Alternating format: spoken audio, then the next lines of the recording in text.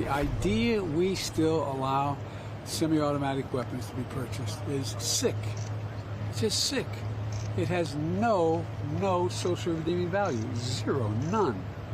Not a single solitary rationale for it except profit for the gun manufacturer. Can you do anything about gun laws during the lame duck, sir? I'm going to try. What will you try and do? I'm going to try to get rid of assault weapons.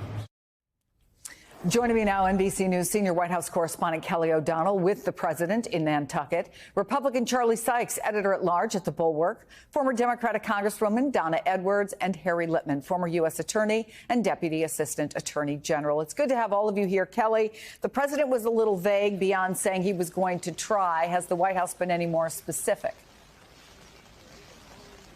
They have not, and this is certainly a longstanding issue for the president. And you see when he talks about it, it draws out a lot of emotion and feeling about it. He believes that he was successful in the past, and that was the law banning assault weapons that had a 10-year sunset provision, so it went out of effect. And then we go back to the state of affairs as they are today, where those kinds of weapons are available. The president walked over to the group of reporters while he was visiting with firefighters on Thanksgiving and talked about a couple of different topics, and he was asked for his reaction to the shooting, and that was the response that he got. And when asked about what could he do legislatively, especially in the limited period of time where the current Congress, which is controlled by Democrats in both the House and the Senate, in the remaining weeks of their term until January 2nd, what could he do? And the president was candid about the fact that he would like to pass an assault weapons ban, but there is not a specific plan to do that. He doesn't say that that is specifically on the agenda.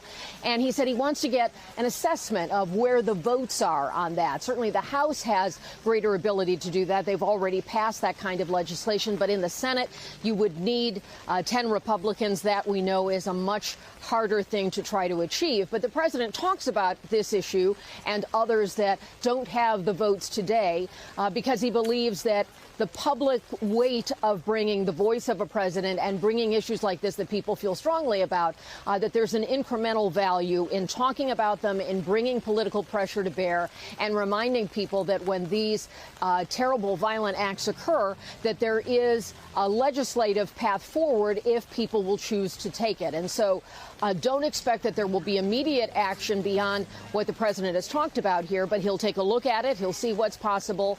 And right now we know that the political reality in Washington does not suggest there's an easy fix to this. Chris? Yeah, Harry, let's talk a little bit about red flag laws, because one of the things we hear, and I was talking to Joyce Vance about this in the last hour, from folks who are against any more legislation, is that, well, let's just use the laws we have in place.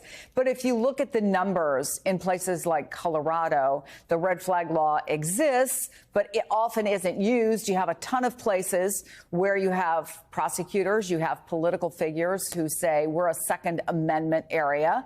And so even when things are brought to the fore, nothing happens. So what can you do about that? If you're someone whose family member has died, if you're someone who fought to get a red flag law in place and you see that it's not being used, what legal recourse do you have?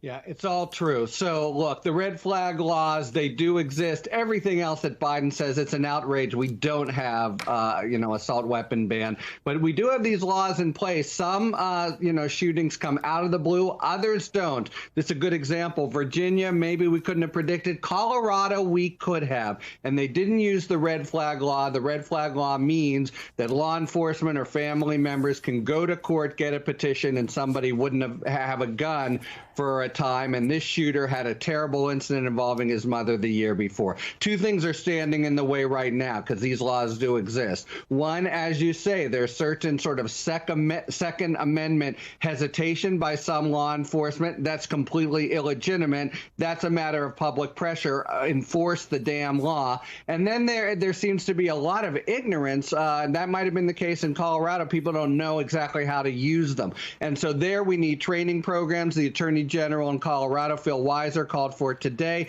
That is actually a small thing the federal government can do. It can arrange and fund training so that officers and others who can use the red flag laws know they can go to court when something like this happens and disable individual shooters who give a credible threat of doing something, crazy.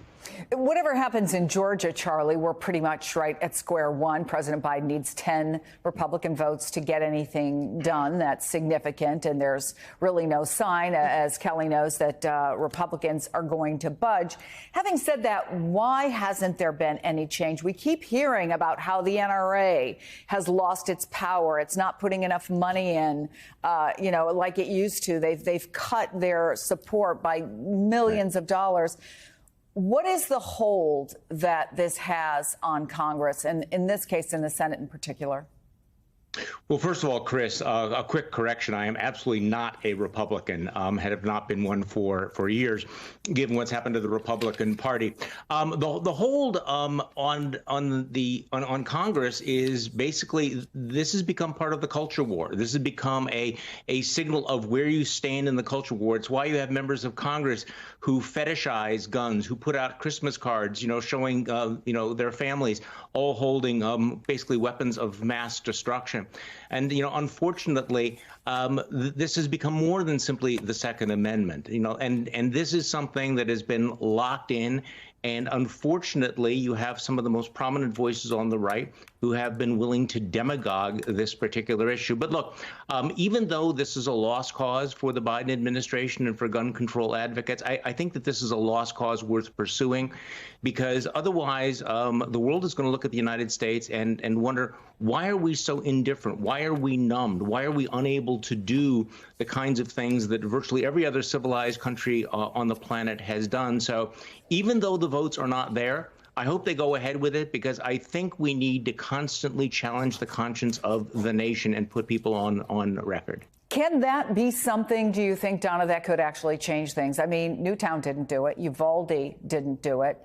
When you see children whose lives are snuffed out when they're first, second, third graders, you would think it would move. And it does seem to move the public consciousness. What does it take to look at those polls that show the support for many of these changes and transfer that to members of the Senate, transfer that to members of Congress?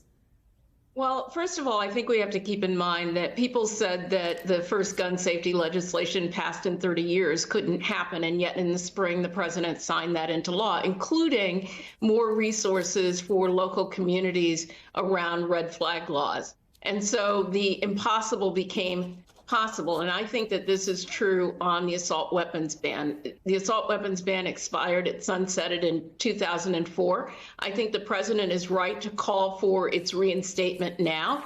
And the one thing that the president has, even if he doesn't have the votes in the House and the Senate right now, is that he has a bully pulpit.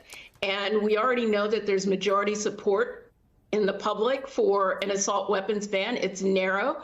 The president can move that needle and move public opinion so that it then forces the Congress to deal with the issue. And I think that in some of these moderate districts, that there is support among moderate Republicans and among independents for an assault weapons ban. And the president's job is to use the bully pulpit to move that needle. And so I don't believe that the impossible is not still possible. On that positive note, I will thank all of you. Charlie Sykes, who is not a Republican, which I know, except that my excuse is I had too much turkey and I'm still tired since yesterday. Kelly O'Donnell, who doesn't have a bad backdrop there. Donna Edwards, Harry Litman, thanks to all of you. I hope you have a great holiday weekend.